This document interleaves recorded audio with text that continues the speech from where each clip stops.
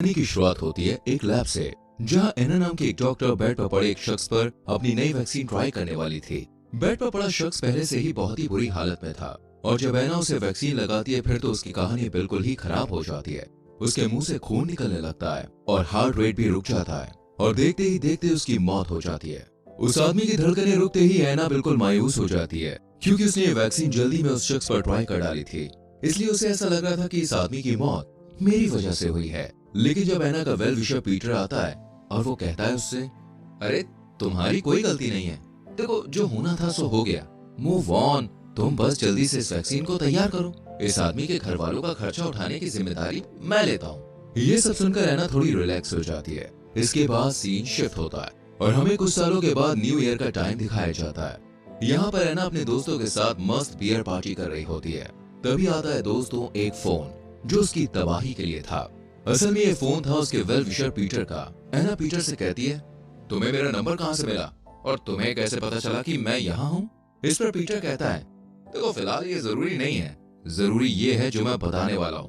तभी पीटर कहता है कि दुनिया के सबसे बड़े डीप और कॉलजा में एक एक्सीडेंट हो गया है, जहाँ 20 लोगों का कुछ पता नहीं चल रहा है और सरकार ने भी इस एरिया को आने वाले 24 घंटे में आइसोलेट करने के ऑर्डर जारी कर दिए हैं। अब इस पर एना कहती है, मैं इसमें क्या कर सकती हूँ? तो पीटर कहता है, देखो असल में ये एक सीक्रेट लैब है जहाँ पर किसी तरह की डिसीज है और एक्सीडेंट के जस्ट पहले इस हॉल से एक अजीब सी आवाज भी सुनी गई है, इसलिए मैं चाहता हूँ कि तुम अपनी टीम के साथ वहाँ पे जाओ और सैंपल कलेक्ट करो ताकि इस रोग का जल्दी पता चल सके और देखो तुम्हारी इस मेहनत का क्रेडिट भी तुम्हें मिलेगा। अब वैसे तो एना वहाँ नहीं जाना चाहती थी, लेकिन क्योंकि वो बहुत अच्छी थी इसलिए वो इन 20 लोगों के बारे में सोचती है और वहाँ जाने के लिए तैयार हो जाती है। और फिर शुरू होती है दोस्तों असली कहानी। यहाँ एना जब अपनी टीम के साथ पहुंचती है तो उसे एक आदमी दिखाई देता है जिसके हाथ में दोस्तों ग्रेनेड था।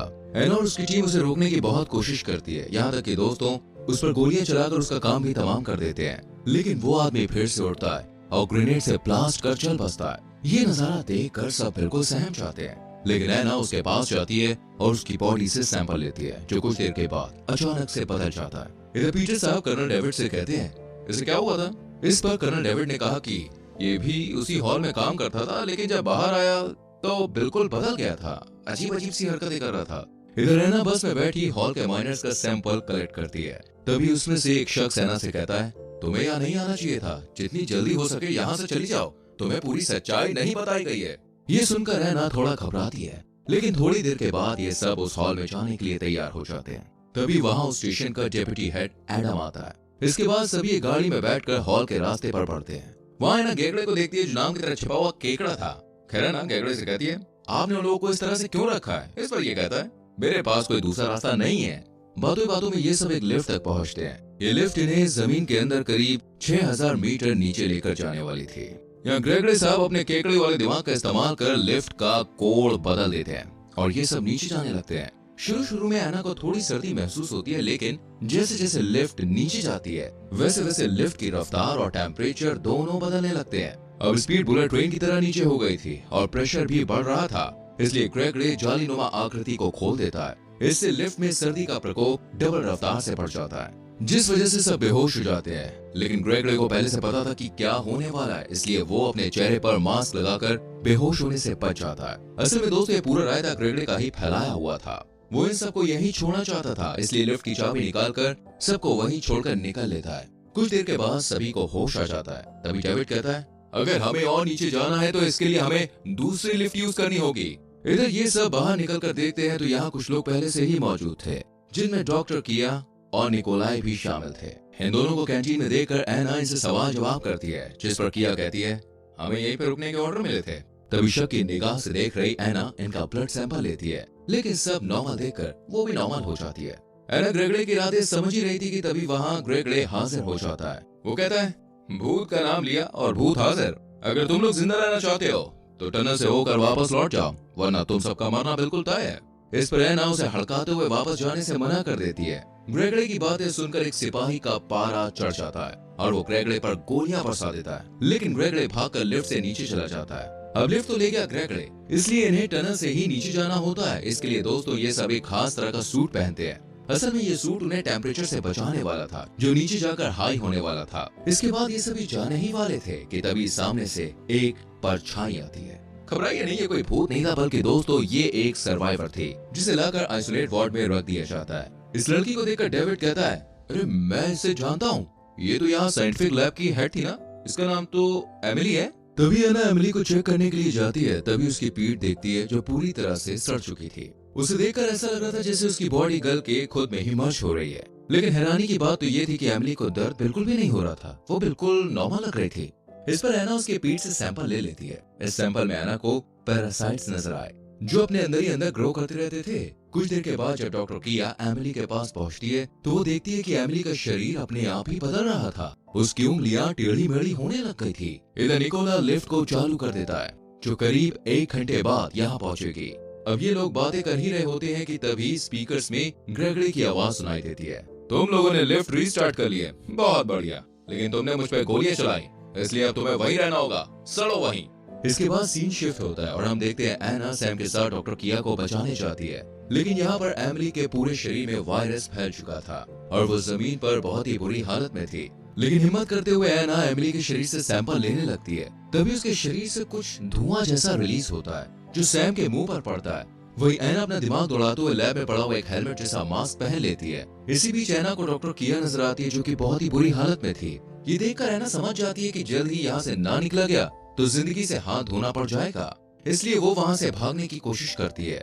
लेकिन तभी उसका पैर किसी चीज से टकराता है और वो गिर जाती है। लेकिन उसके हाथ फायर एक्सटिंग्विशर लगता है जिससे वायरस डर रहा था, इसलिए वो उसकी मदद लेती है और जैसे तैसे वहाँ से निकल जाती है। यहाँ हमें दिखाया जाता है कि अब सैम भी उस पैरासाइट की चपेट में आ गया है। इधर एना को बहुत कुछ समझ आ चुका था कि ये पैरासाइट गर्मी में रह सकता है लेकिन सर्दी के मौसम में नहीं। यही वजह थी कि शुरुआत में जिस आदमी का सैंपल एना ने लिया था वो सैंपल अपने आप बदल गया क्योंकि वो पैरासाइट वहीं मर गया था। अब ये सब लोग टनल से अंदर जाने के लिए तैयार होते हैं और दरवाजे की तरफ बढ़ते हैं। लेकिन तभी अंदर से एक आवाज आती है, दरवाजा मत खोलना। लेकिन फिर भी ये लोग दरवाजा खोल देते हैं और कुछ सिपाही आगे जाते हैं। तभी फायरिंग की आवाज आती है और जब ये अंदर देखते हैं तो वहाँ पर एक सिपाही बेहोश पड़ा था। दूसरा सिपाही कहता है कि अंदर कुछ है, हम बाहर नहीं जा सकते। इतने में वहाँ एक सिपाही जो सैम का सिपाही था और शुरू में टनल के अंदर गया था वो आता है और चाकू से अपनी गर्दन काट कर मर जाता है। ये देखकर सब लोग बिल्कुल दंग रह जाते हैं। इतने में उस दरवाजे से आवाज आने लग जाती है जिसे कोई उसे तोड़ने की कोशिश कर रहा था। मतलब ये वो पैरासाइट ही था और अब ये इन्हें चट कर जाना चाहता था। ये देखकर सब लिफ्ट की तरफ भागते हैं। यहाँ निकोलाई कहता है कि ये लिफ्ट ऊपर कैसे जाएगी मैं नहीं जानता क्योंकि मेरे पास चाबी नहीं है, लेकिन हाँ मैं इसे नीचे जरूर लेके जा सकता हूँ। तभी वहाँ पर पैरासाइट आता है और एना, डेविड और कर्नल निकोलाई लिफ्ट में बैठते हैं और नीचे चले जाते हैं। यहाँ उन्हें कोई भी नहीं मिलता, ना कोई डेड बॉडी ना कोई वर्कर, बस ग्रेगरी का एक ऑडियो मिलता है जिससे ये साफ हो जाता है कि वो पागल हो चुका था। तभी इन्हें दीवारों पर उन वर्कर्स की खोपड़ियां नजर आती हैं जिन्हें उस पैरासाइट ने जकड़ रखा था। इसी के साथ ये सब समझ चुके थे कि अगर हमें यहाँ से बाहर निकलना है तो ग्रेगरी से लिफ्ट की चाबी लानी होगी।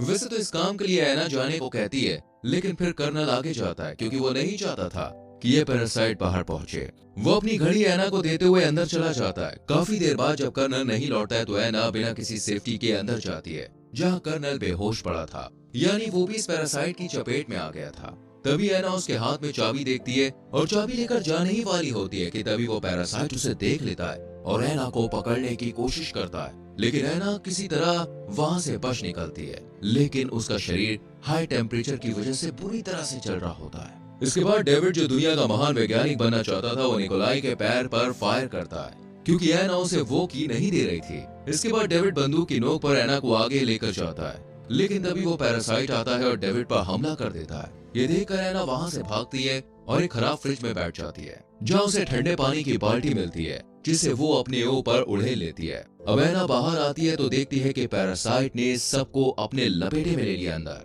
तभी एना को एक बॉडी में वो चाबी दिखाई देती है। जैसे ही वो चाबी उठाती है एक डेड बॉडी का सर उसे देख लेता है और जोर से चीखता है। लेकिन इससे पहले कि वो पैरासाइट एना पर हमला करता, एना निकोलाई के साथ लिफ्ट में बैठकर निकल लेती है जहाँ उसे सैम नजर आता है जो पैरासाइट की वजह से बुरी हालत में था। सैम एना से कहता है उसे वही करना चाहिए जो सही है। इस पर एना समझ जाती है उसे बाहर नहीं जाना चाहिए वरना ये पैरासाइट भी बाहर चला जाएगा और दुनिया को तबाह कर देगा। इसलिए एना लिफ्ट को रोकने की कोशिश करने लगती है। इस पर निकोलाई उसे रोक लेता और कहता है मुझे यहाँ मरना नहीं है, बाहर जाना है। इस वजह से दोनों के बीच हाथापाई शुरू हो जाती है, लेकिन सैम जो अभी अपने कंट्रोल में था वो एना को बचाने के लिए निकोलाई पर हमला कर उसे मार देता है। लेकिन तब एना भी उस पैरासाइट से इन्फेक्टेड हो जाती है, जिस वजह से एना लिफ्ट को रोकने की कोशिश करती है। वो चाबी भी निकाल देती है, यहाँ तक कि ग्रेगरी की तरह 2 बार गलत कोड डालने की कोशिश भी करती है ताकि तीसरी बार कोड गलत होने पर लिफ्ट रुक जाए। लेकिन अब एना की हालत खराब होने लगी थी।